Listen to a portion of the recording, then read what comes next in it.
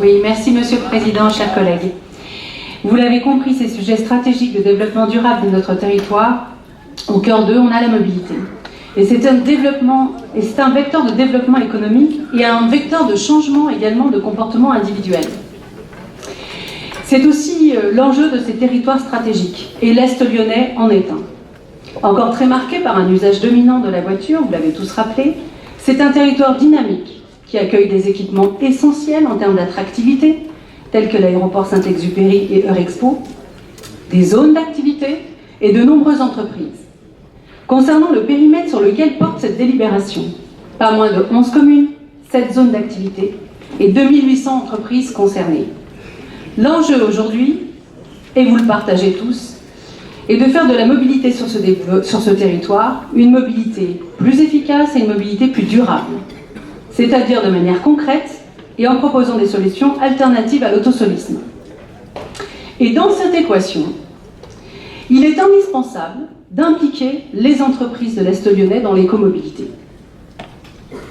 Pourquoi ? Parce que tout d'abord, depuis le 1er janvier 2018, les entreprises de plus de 100 salariés, sur un même site et situé dans le périmètre de notre plan de déplacement urbain, ont l'obligation de mettre en œuvre un plan de mobilité. L'idée étant d'améliorer les déplacements personnels, et je sais que ce sujet tient à cœur à Madame Vullien, qui les porte régulièrement au Citral.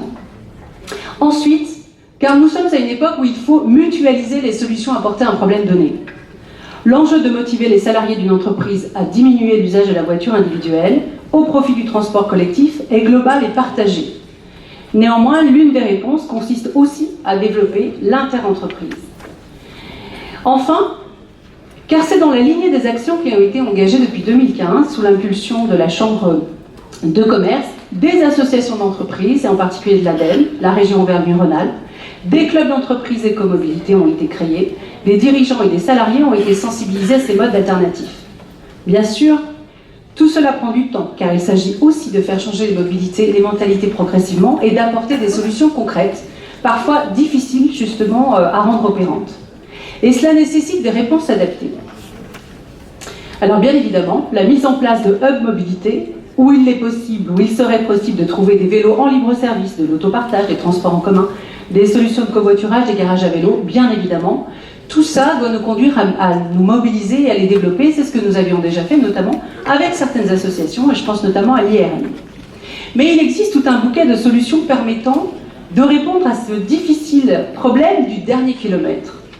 Alors vous avez cité, chers collègues, effectivement, la navette autonome, qui lorsque nous parviendrons à une maturité technologique et une maturité réglementaire, permettra d'être une des réponses efficaces à cette gestion du dernier kilomètre. Dans cette logique, et vous l'avez également suggéré, dans cette logique s'inscrit le transport à la demande dynamique. Cette nouvelle solution innovante, adaptée à la desserte des zones d'activité, très étendue et qui sera développée par le Citral dans l'Est lyonnais dans quelques jours sur la zone de Mitelaine, puis sur la vallée de la Chigny, et enfin sur Téclide. 3 expérimentations, 3 zones différentes qui permettent de répondre à cette difficile mission de desservir des zones d'activité où les distances sont importantes, où peu de personnes vont au même endroit et partent du même endroit. Et donc tout ça permet, avec un principe simple, sur un secteur défini, des véhicules circulent en permanence et prennent en charge les clients à des points de rabattement, le plus souvent des pôles d'échange multimodaux, afin de les conduire au plus près de leur destination finale. La réservation peut se faire jusqu'à la dernière minute, l'idée étant de proposer plus de souplesse et d'adaptabilité aux horaires et aux usagers et aux besoins des usagers que ne le ferait un transport collectif classique.